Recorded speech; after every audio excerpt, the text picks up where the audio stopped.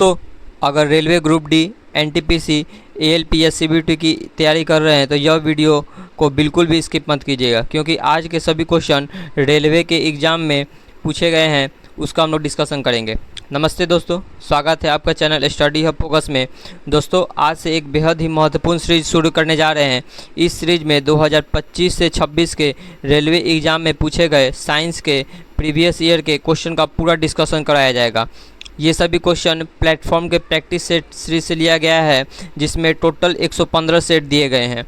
अगर आपका exam railway group D का है, एनटीपीसी ग्रेजुएट लेवल का CB2 का भी एग्ज़ाम होने वाला है और ALP CB2 का भी एग्ज़ाम होने वाला है, ठीक है। तो इस सीरीज आपकी तैयारी को अगले स्तर पर ले जाएगी। इस सीरीज का PDF बिल्कुल फ्री मेरे टेलीग्राम चैनल पर अपलोड कर दिया जाएगा, इसलिए टेलीग्राम चैनल को ज्वाइन कर लीजिएगा। अगर वीडियो पसंद आए तो इसे ज़्यादा से ज़्यादा शेयर करें और चैनल को सब्सक्राइब करें और बेल आइकन को ज़रूर दबाएं। चलिए तो बिना समय गवाए शुरू करते हैं। आज का पहला क्वेश्चन देखते हैं क्या पूछा गया है। तो आज हम लोग डिस्कशन करेंगे रेलवे ग्रुप डी 11/12/2025 के फर्स्ट शिफ्ट के क्वेश्चन क्या पूछे गए हैं, ठीक है। तो चलिए शुरू करते हैं। पहला क्वेश्चन क्या पूछा गया था। सिर्फ क्वेश्चन नहीं, इसका मेन जो डिस्कशन करवाया जाएगा उसको आप लोग ध्यान रखिएगा, क्योंकि उसी से क्वेश्चन पूछे जाएंगे, ठीक है। पहला क्वेश्चन पूछा गया है कि निम्नलिखित में से कौन सा कार्बनिक यौगिकों की समजातीय श्रेणी का सर्वोत्तम रूप से वर्णन करता है। तो कौन करता है हमारा कि सामान्य सूत्र, समान रासायनिक गुण और CH2 समूहों द्वारा भिन्न क्रमागत सदस्यों वाले यौगिक की एक श्रेणी, ठीक है। तो यहाँ से आप लोग याद रखिएगा, सबसे पहले होता है कि हमारे हाइड्रोकार्बन, तो पहला क्या आता है संतृप्त आते हैं। कौन आता है हमारा संतृप्त आते हैं, ठीक है। और दूसरा क्या होता है असंतृप्त होता है, ठीक है। तो संतृप्त में कौन कौन से आते हैं, तो संतृप्त में हमारा क्या आता है एल्केन आता है, और असंतृप्त में दो आते हैं। कौन कौन आते हैं हमारा एल्कीन आता है और क्या आता है हमारा एल्काइन आता है, ठीक है। तो एल्केन का सूत्र पूछा जाता है तो क्या होता है हमारा CnH2n+2 होता है, और एल्कीन का सूत्र पूछा जाता है तो क्या होता है CnH2n होता है, और एल्काइन का पूछा जाता है तो CnH2n-2 होता है, ठीक है। तो इसको आप लोग याद रखिएगा, यहाँ से डायरेक्ट क्वेश्चन पूछे जाते हैं, ठीक है।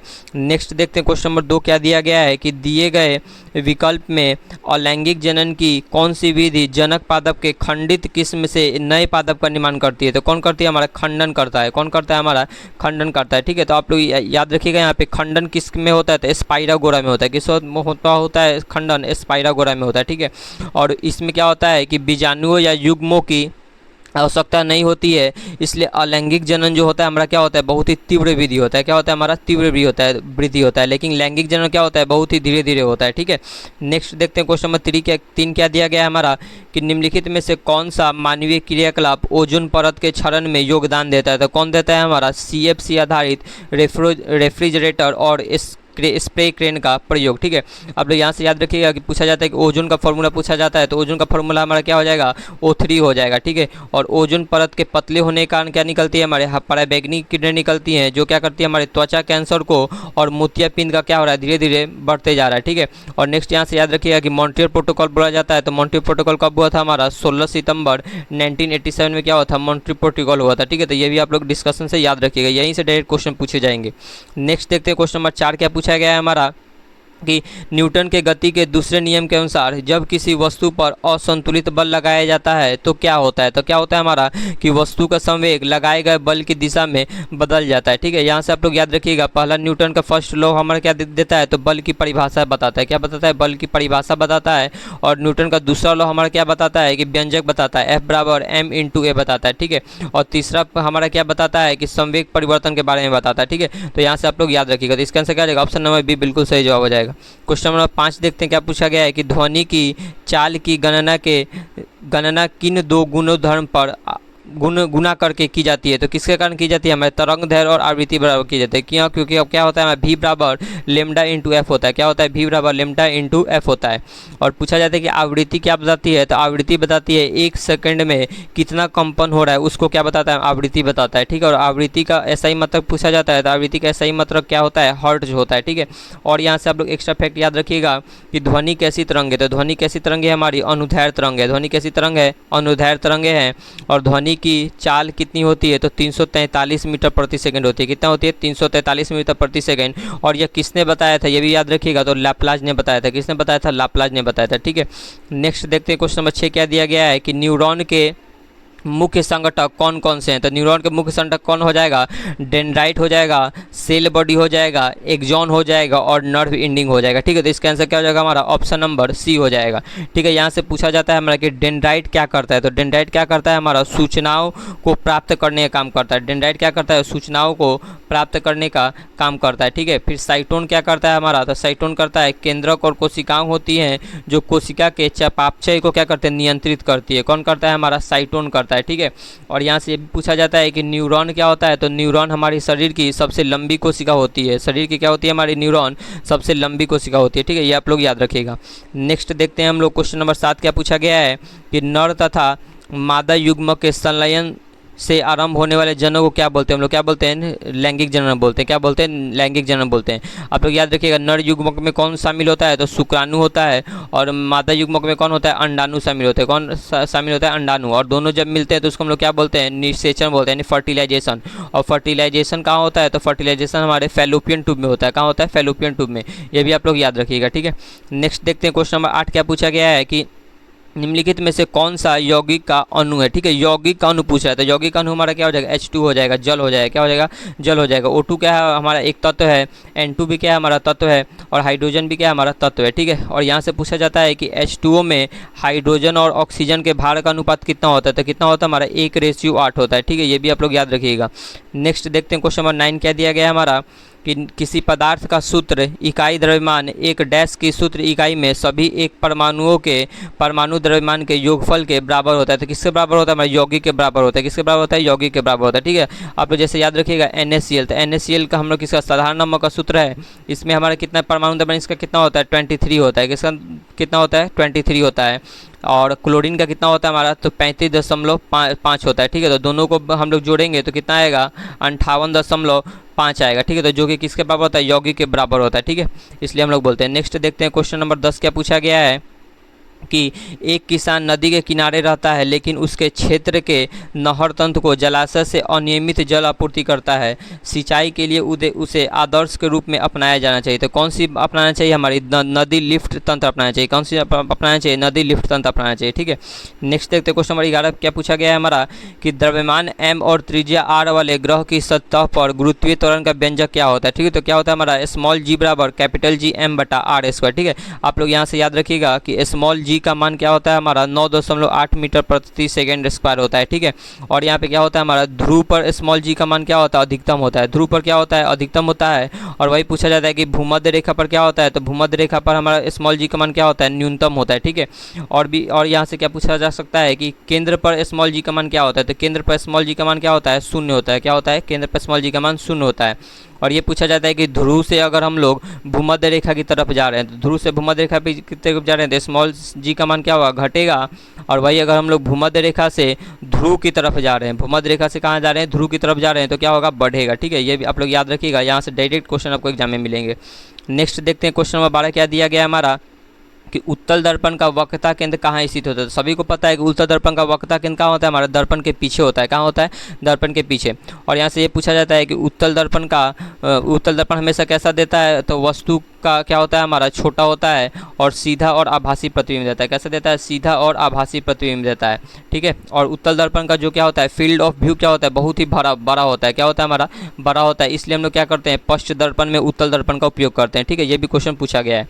नेक्स्ट देखते हैं क्वेश्चन नंबर 13 क्या दिया गया है हमारा कि गोल लेंस के लिए चिन्ह परिपाटी के अनुसार निम्नलिखित में से कौन सा कथन सत्य नहीं है? ठीक है, कौन सा कथन सत्य नहीं पूछ रहा है? पहला क्या दिया गया है कि अवतल लेंस की फोकस दूरी ऋणात्मक होती है। बिल्कुल सही देती है। आप लोग याद रख सकते हैं। अ से अमान्य, तो अमान्य यानी कि निगेटिव। ठीक है, तो अवतल दर्पण की फोकस दूरी क्या होती है? ऋणात्मक होती है। और दूसरा क्या दिया गया है कि जब वस्तु को मुख्य अक्ष के ऊपर रखा जाता है तो वस्तु की ऊंचाई ऋणात्मक होती है। नहीं, ये क्या होती है हमारी? धनात्मक होती है। क्या होती है? धनात्मक होती है। कथन गलत हो जाएगा। और सी नंबर क्या दिया गया? उत्तल लेंस की फोकस दूरी धनात्मक होती है। बिल्कुल होती है। और वस्तु की दूरी हमेशा हम लोग कैसे लेते हैं? स्मॉल g का हमेशा क्या होता है हमारा? u निगेटिव में होता है। तो इसका आंसर क्या हो जाएगा? ऑप्शन नंबर बी हो जाएगा। ठीक है, नेक्स्ट देखते हैं क्वेश्चन नंबर 14 क्या पूछा गया था कि एक ही पदार्थ के दो तार ए और बी समान लंबाई के हैं, लेकिन तार ए का अनुप्रस्थ काट का क्षेत्रफल तार बी के अनुप्रस्थ काट के क्षेत्रफल का दोगुना है, तो उनके प्रतिरोधों का अनुपात क्या होगा। तो प्रतिरोधों का अनुपात क्या हो जाएगा, 1:2 हो जाएगा। ठीक है, प्रतिरोध का सूत्र क्या होता है, आर बराबर रो एल बाई ए होता है। क्या होता है, रो एल बाई ए, जहाँ हमारा रो क्या होता है, प्रतिरोधकता को दर्शाता है, एल किसको दर्शाता है, लंबाई को, और ए क्या दर्शाता है, अनुप्रस्थ काट के क्षेत्रफल को दर्शाता है। ठीक है, तो इसका हमारा आंसर क्या हो जाएगा, ऑप्शन नंबर डी इसका बिल्कुल सही जवाब हो जाएगा। नेक्स्ट देखते हैं हम लोग क्या पूछा गया है 15 नंबर कि क्लोरीन परमाणु के के एल और एम सेल में इलेक्ट्रॉनों का वितरण। ठीक है, तो क्लोरीन का सबसे पहले परमाणु आप लोग याद रखिए कितना होता है, परमाणु संख्या 17 होता है। ठीक है, तो पहले कक्ष में कितने रखते हैं, 2, और दूसरे में कितने रखेंगे हम लोग, 8 रखेंगे, और तीसरे में कितने क्या रखेंगे हम लोग, 7 रखेंगे। ठीक है, तो इसका आंसर क्या हो जाएगा, ऑप्शन नंबर ए बिल्कुल सही हो जाएगा।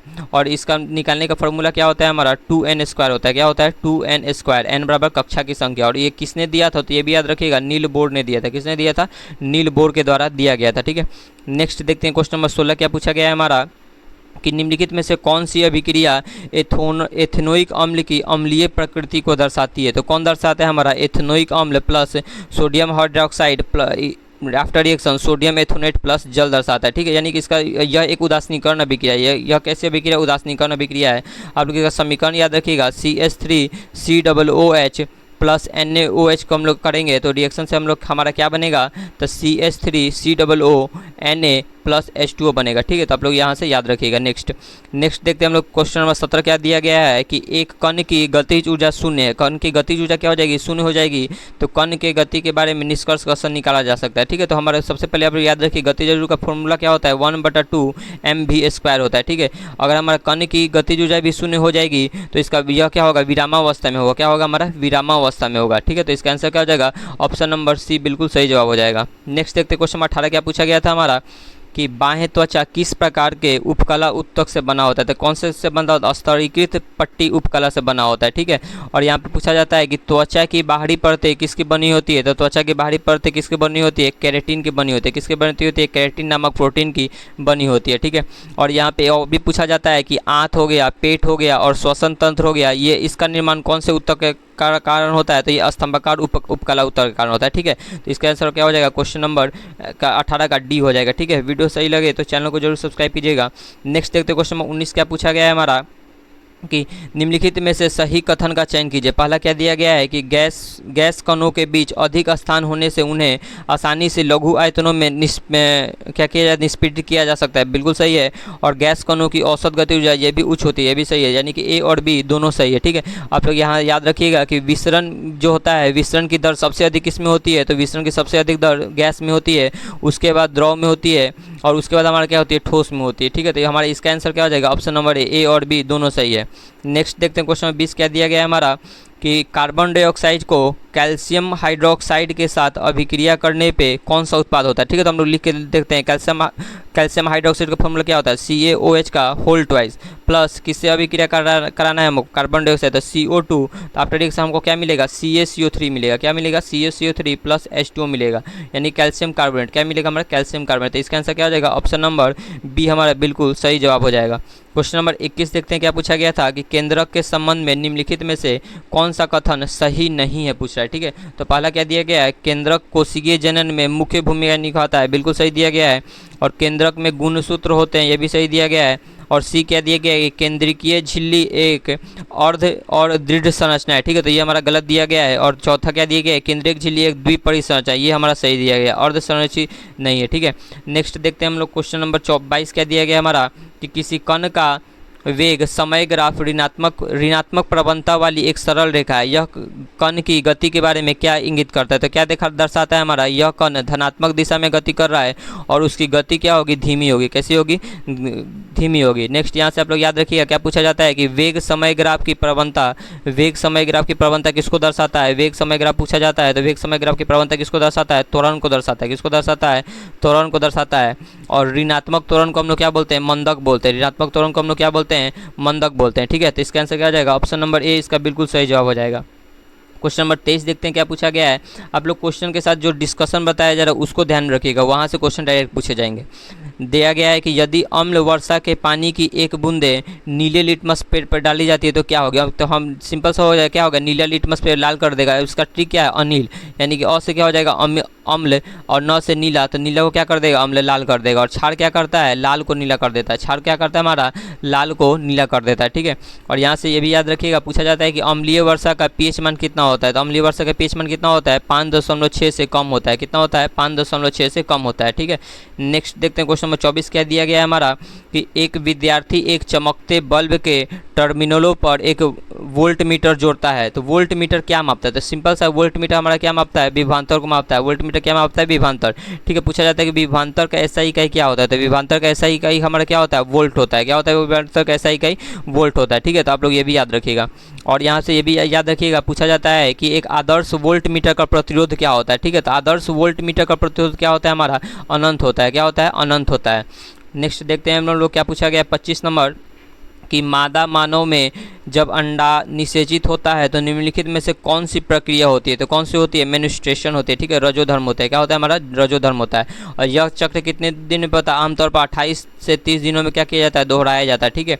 और जब ये खत्म हो जाता है तो हम लोग उसको क्या बोलते हैं, मीनोपॉज बोलते हैं। क्या बोलते हैं, मीनोपॉज बोलते हैं, ठीक है। तो इसमें 25 के पूरे क्वेश्चन करा दिए गए। हम लोग नेक्स्ट देखते हैं आगे इसके टेस्ट सीरीज को, ठीक। हम लोग इसका प्रैक्टिस सेट 2 देखते हैं। क्या आरआरबी ग्रुप डी 11/12/2025 का सेकंड शिफ्ट का क्वेश्चन साइंस का क्या क्या पूछे गए थे, ठीक है। तो स्टार्ट करते हैं। पहला क्वेश्चन क्या पूछा गया है, कि किस कार्बन अपरूप में परमाणु षटकोणीय परत संरचना में अव्यवस्थित होते हैं, जिनमें परतों के बीच दुर्बल बल होता है। तो किसमें होता है, ग्रेफाइट में होता है। किसमें होता है, ग्रेफाइट में होता है। ये पूछा जाता है ग्रेफाइट किसका अप्रूप होता है। तो ग्रेफाइट किसका अप्रूप है, कार्बन का अप्रूप है, ठीक है।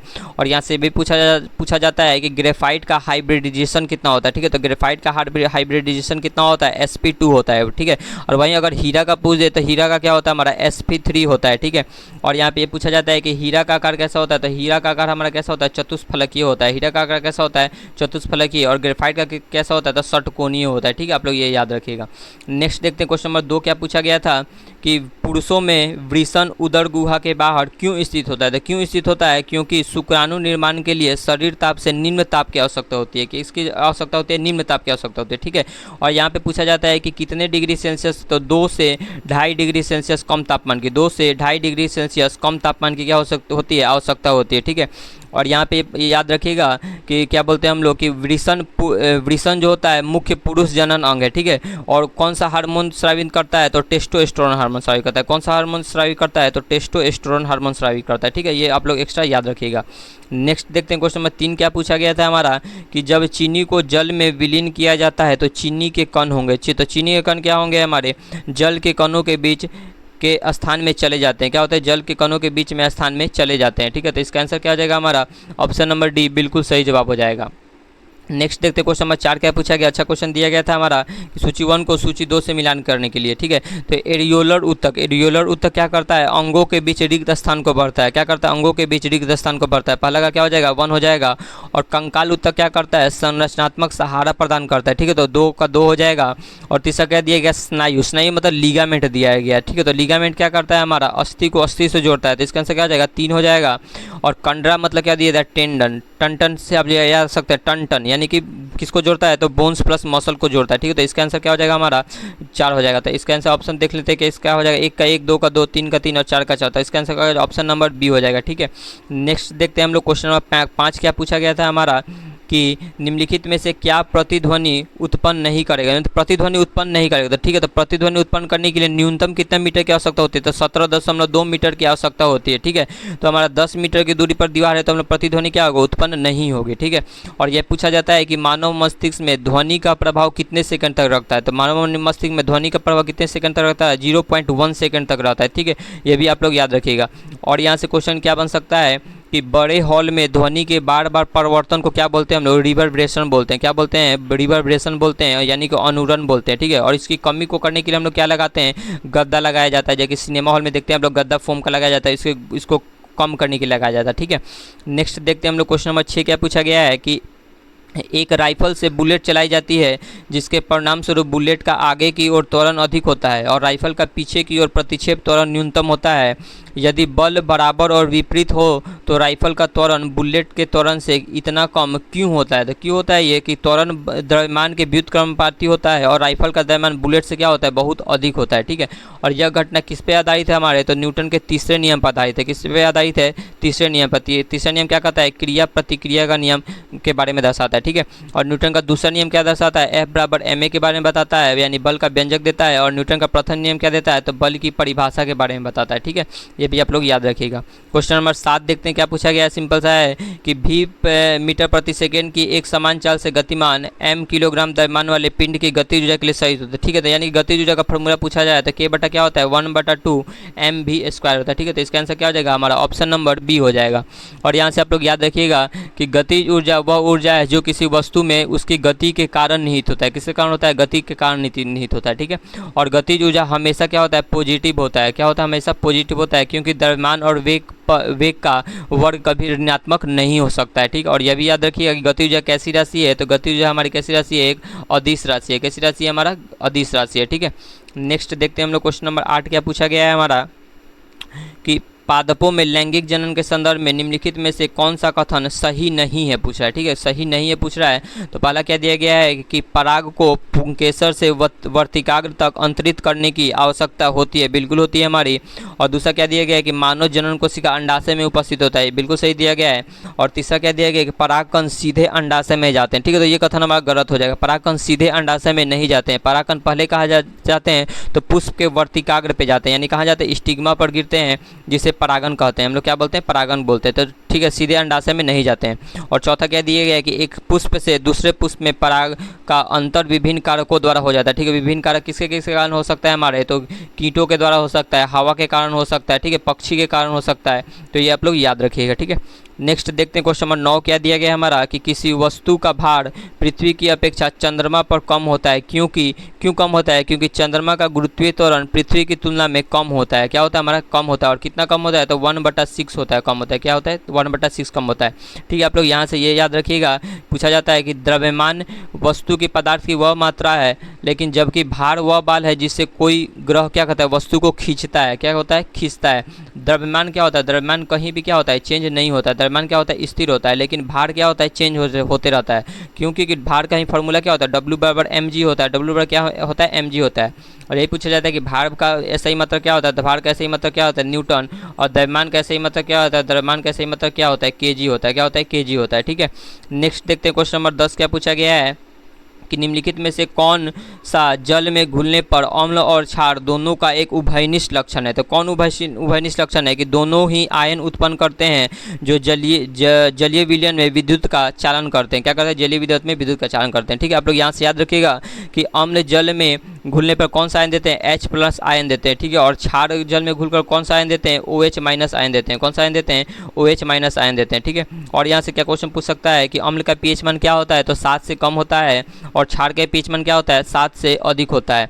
और अम्ल और क्षार जब आपस में मिलते हैं तो क्या करते हैं? हमारे लवण का निर्माण होता है, जिसको उदासीनीकरण अभिक्रिया कहते हैं। ठीक है, नेक्स्ट देखते हैं हम लोग क्वेश्चन नंबर 11 क्या पूछा गया है कि किस वैज्ञानिक ने सुझाव दिया कि कोई चुंबक एक धारावाही चालक पर बराबर और विपरीत बल लगाता है? तो किसने दिया था? हमारे एम्पियर ने दिया था। मेरी एम्पियर ने बताया था। ठीक है, किसने बताया था? मेरी एम्पियर ने। और इसी सिद्धांत का उपयोग हम लोग किस में करते हैं? तो विद्युत मोटर बनाने में किया जाता है। किस में उपयोग किया जाता है? विद्युत मोटर के बनाने में उपयोग किया जाता है। ये भी आप लोग याद रखिएगा। नेक्स्ट देखते हैं क्वेश्चन 12 क्या दिया गया था हमारा कि रदरफोर्ड के स्वर्णपत्री प्रयोग से परमाणु मॉडल में एक बड़ा संशोधन हुआ। प्रयोग के अनुसार निम्नलिखित में से कौन सा प्रेक्षण और निष्कर्ष सबसे यथार्थ है? पहला क्या दिया गया है? नाभिक धनावेशित होता है और परमाणु का अधिकांश आयतन घेरता है। ठीक है, तो ये कथन नहीं दिया गया था। इसका आंसर क्या हो जाएगा? डी नंबर हो जाएगी। अधिकांश अल्फा कण पन्नी से बिना विक्षेपित हुए गुजर गए, और जो दर्शाता है कि परमाणु का अधिकांशतः भाग क्या होता है? खाली होता है। ठीक है, क्या होता है हमारा? खाली होता है। तो और यहाँ से पूछा जाता है कि नाभिक का आकार कितना होता है? ठीक है, तो नाभिक का आकार कितना होता है? 10⁻⁻15 मीटर होता है। ठीक है, इसको हम लोग क्या बोलते हैं? फर्मी बोलते हैं। क्या बोलते हैं? फर्मी बोलते हैं। आप लोग याद रखिएगा। और ये यहाँ से ये भी पूछा जा सकता है कि थॉमसन ने कौन सा सिद्धांत दिया था, तो थॉमसन ने प्लम पुडिंग सिद्धांत दिया था। कौन सा सिद्धांत दिया था? प्लम पुडिंग सिद्धांत दिया था। आप लोग यहाँ से ये याद रखिएगा। और क्या पूछा जा सकता है यहाँ से कि इलेक्ट्रॉन का खोज किसने किया था, तो जे थॉमसन ने किया था। और प्रोटॉन का खोज किसने किया था, तो गोल्डस्टीन का भी कहीं देता है और रदरफोर्ड भी देता है, लेकिन गोल्डस्टीन ही माना जाता है, ठीक है। और न्यूट्रॉन का खोज किसने किया था, तो हमारे जेम्स चैडविक ने किया था। कब किया था, तो 1932 में किया था। और प्रोटॉन का खोज कब हुआ था, तो 1919 के आसपास हुआ था। और इलेक्ट्रॉन का खोज कब हुआ था, 1897 में हुआ था, ठीक है। ये भी आप लोग याद रखिएगा, बहुत ही ज़्यादा VVI है। नेक्स्ट देखते हैं क्वेश्चन नंबर 13 क्या दिया गया है हमारा कि एक बहुकोशिकीय जीव में प्रत्येक कोशिका जीव की उत्तरजीविता में कैसे सहायक होती है, तो कैसे सहायक होती है? श्रम विभाजन का पालन करके। कैसे सहायक होती है? श्रम विभाजन का पालन करके होती है, ठीक है। नेक्स्ट देखते हैं क्वेश्चन नंबर 14 क्या दिया गया है हमारा कि निम्नलिखित में से कौन सा क्लोर क्षार प्रक्रिया में निर्मित नहीं होता है, ठीक है। तो सिंपल सा पहले क्लोर क्षार प्रक्रिया क्या होती है वो समझते हैं हम लोग। तो क्लोर क्षार प्रक्रिया कैसे होते हैं, तो NaCl होता है मतलब नमक, और H2O से क्या बनता है हमारा मतलब NaOH यानी सोडियम हाइड्रोक्साइड प्लस Cl2 का निर्माण होता है। और किसका निर्माण होता है? हमारा H2 का निर्माण होता है, ठीक है। तो अब पूछ रहा है क्लोर क्षार प्रक्रिया में क्या निर्मित नहीं होती है, ठीक है। तो हमारा देखते हैं हम लोग हाइड्रोजन गैस बिल्कुल बन रहा है हमारा, सोडियम हाइड्रोक्साइड ये भी बन रहा है, और क्लोरीन गैस भी बन रही है। तो कौन सा नहीं होता है? सोडियम कार्बोनेट का निर्माण नहीं होता है, ठीक है। नेक्स्ट यहाँ से आप लोग याद रखिएगा, यहाँ से डायरेक्ट पूछा जाता है कि क्लोर क्षार अभिक्रिया में एनोड पर कौन सी गैस प्राप्त होती है, ठीक है। तो आप लोग याद रखिएगा एनोड पर कौन सी गैस प्राप्त होगी? हमारी क्लोरीन गैस प्राप्त होगी। कौन सी गैस प्राप्त होगी? Chlorine gas. और कैथोड पर कौन सी गैस प्राप्त होगी? तो कैथोड पे हाइड्रोजन गैस प्राप्त होगी, ठीक है। ये आप लोग याद रखिएगा, बहुत ही ज़्यादा VVI है। और ये भी यहाँ से पूछा जा सकता है कि सोडियम कार्बोनेट जो होता है इस जिसको हम लोग धोवन सोडा बोलते हैं, इसका निर्माण कौन से विधि द्वारा किया जाता है? कौन से विधि द्वारा हम लोग करते हैं? साल्वे विधि का द्वारा करते हैं। कौन से विधि का कारण करते हैं? साल्वे विधि का द्वारा इसका निर्माण किया जाता है। नेक्स्ट अगर वीडियो सही लगे तो चैनल को जरूर सब्सक्राइब कीजिएगा और वीडियो को ज़्यादा से ज़्यादा शेयर कीजिएगा। 15 नंबर देखते हैं क्या पूछा गया है कि निम्नलिखित में से क्या जैविक आवर्धन का कारण बन सकता है, ठीक है। तो कौन बन सकता है? पीरकनाशी क्या कर सकता है? जैविक आवर्धन का कारण बन सकता है, ठीक है। यहाँ पे पूछा जाता है कि जैव निम्नकरणीय किसको बोलते हैं? जैव निम्नकरणीय बोला जाता है, ठीक है। यानी कि जैव निम्नकरणीय मतलब होता है क्या होता है कि जो सड़ गल जाते हैं, जो सड़ गल जाते हैं, जैसे केला का छिलका हो गया हमारा, हरी पत्तियाँ सब्जियाँ हो गई, और इसका एक DDT भी, तो DDT भी जो होता है हमारे जैव निम्नकरणीय में भी आता है, ठीक है। इसका आप लोग याद रखिएगा।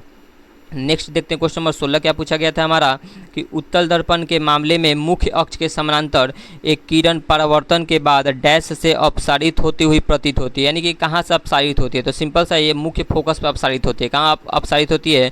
मुख्य फोकस पर अपसारित होती है। यहाँ से पूछा जाता है कि उत्तल दर्पण को हम लोग क्या बोलते हैं? डाइवर्जिंग मिरर बोलते हैं। क्या बोलते हैं? डाइवर्जिंग, यानी कि अपसारी दर्पण बोला जाता है। क्या बोला जाता है? अपसारी दर्पण। और इसका प्रतिबिंब कैसा बनता है हमेशा? तो हमेशा बनता है सीधा, आभासी और वस्तु से छोटा होता है। हमेशा क्या होता है? सीधा, आभासी और वस्तु से छोटा बनता है, ठीक है।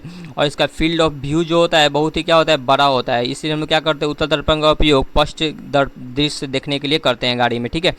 नेक्स्ट देखते हैं क्वेश्चन नंबर 17 क्या दिया गया है हमारा कि लैंगिक प्रजनन के बारे में निम्नलिखित में से कौन सा कथन गलत दिया गया है, ठीक है। पहला क्या दिया गया है कि यह जीवों को बदलते वातावरण के अनुकूल ढलने में मदद करता है। बिल्कुल करता है हमारा। और यह दो माता पिता को DNA को जोड़ता है, यह भी सही दिया गया है। और यह समरूप क्लोन नहीं, समरूप क्लोन उत्पन्न नहीं करता है। समरूप क्लोन उत्पन्न किस में होता है हमारा? तो अलैंगिक जनन में होता है, ठीक है। लैंगिक जनन में ऐसा नहीं होता है।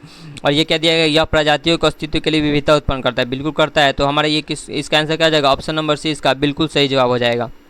नेक्स्ट देखते हैं क्वेश्चन नंबर 18 हमारा क्या दिया गया है कि गैसों को द्रवीभूत करने की स्थितियाँ। तो गैसों को द्रवीभूत हम लोग कब कर सकते हैं? तो कब कर सकते हैं? जब दाब को बढ़ा के और तापमान को बढ़ा के हम लोग कर सकते हैं, ठीक है। तो इसका आंसर क्या आ जाएगा? ऑप्शन नंबर B इसका बिल्कुल सही जवाब हो जाएगा, ठीक है। नेक्स्ट देखते हैं क्वेश्चन 19 क्या पूछा गया है हमारा कि निम्नलिखित में से कौन सा पदार्थ गर्म करने पर विघटित होकर बिना बूझा चूना देता है? तो बिना बूझा चूना हमारा कौन सा देता है हमारा? तो इसका आंसर क्या आ जाएगा? ऑप्शन नंबर C हो जाएगा। कैसे? क्योंकि हम लोग देखते हैं तो CaCO3 को गर्म करेंगे हम लोग, टेम्परेचर देंगे तो क्या बनेगा? CaO प्लस CO2 क्या करेगा? निष्कासित करेगा। तो CO को हम लोग क्या बोलते हैं? कली चूना बोलते हैं, जिसको बिना बूझा चूना के नाम से भी जाना जाता है, ठीक है। तो इसका आंसर क्या आ जाएगा? ऑप्शन नंबर C हो जाएगा, ठीक है। आप लोग यहाँ से एक्स्ट्रा क्या याद रख सकते हैं कि NaOH को हम लोग क्या बोल सकते हैं? कास्टिक सोडा नाम दिया जाता है। किसका दिया जाता है? Caustic soda.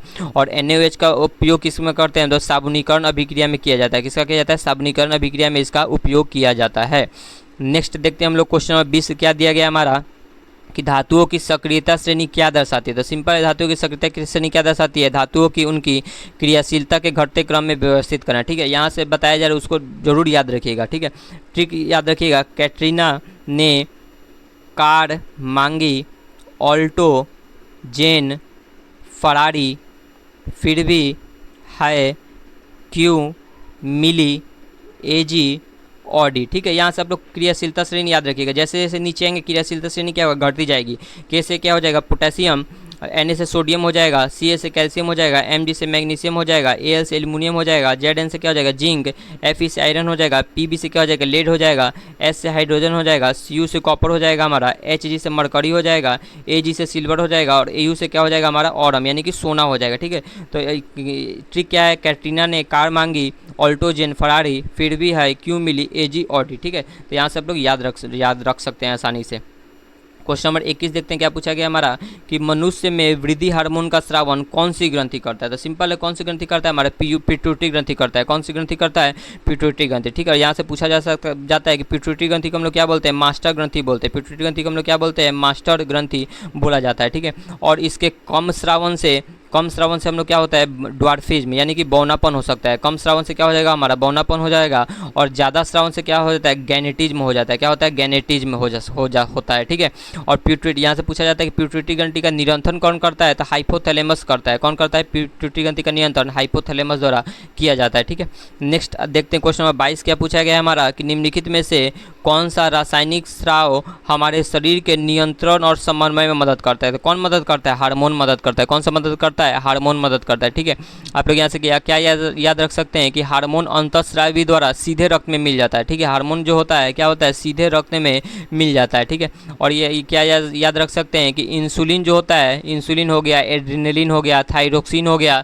शरीर के महत्वपूर्ण ग्रंथ क्या करता है, हमारे नियंत्रण करने वाला हार्मोन है। ठीक है, और इंसुलिन क्या काम करता है, तो इंसुलिन हमारे रक्त शर्करा को नियंत्रित करता है। इंसुलिन क्या करता है, हमारे रक्त शर्करा को नियंत्रित करता है। ठीक है, नेक्स्ट देखते हैं क्वेश्चन नंबर 23 क्या दिया गया है कि यदि दर्पण के पीछे प्रतिबिंब उतनी ही दूरी में बनता है जितना दूरी पर सामने वस्तु रखी है, तो यानी कि कौन सा दर्पण होगा, तो कौन सा दर्पण हो जाएगा, हमारा समतल दर्पण हो जाएगा। ठीक है, आप लोग यहाँ से याद रखिएगा, बताते हैं जिसे कि पूछा जाता है कि समतल दर्पण में कैसा प्रतिबिंब बनता है। तो ठीक है, तो समतल दर्पण में हमेशा कैसा प्रतिबिंब बनेगा, हमारा वस्तु के समान आकार का प्रतिबिंब बनता है। कैसा बनता है, वस्तु के समान आकार का प्रतिबिंब बनता है और आभासी और सीधा प्रतिबिंब बनता है। ठीक है, और क्या पूछा जाता है कि इसमें पार्श्व उत्क्रमण के क्या पाए जाते हैं, गुण पाए जाते हैं समतल दर्पण में। क्यों, क्योंकि अगर हम लोग दर्पण में अगर दायां देखेंगे तो क्या दिखता है, हमारा बायां दिखता है, यानी कि लेफ्ट देखेंगे तो राइट दिखेगा और राइट दिखेंगे तो क्या दिखेगा, लेफ्ट दिखेगा। ठीक है, और यहाँ से क्या पूछा जाता है कि समतल दर्पण की फोकस दूरी कैसी होती है। तो समतल दर्पण की फोकस दूरी कैसी होती है, अनंत होती है। क्या होती है,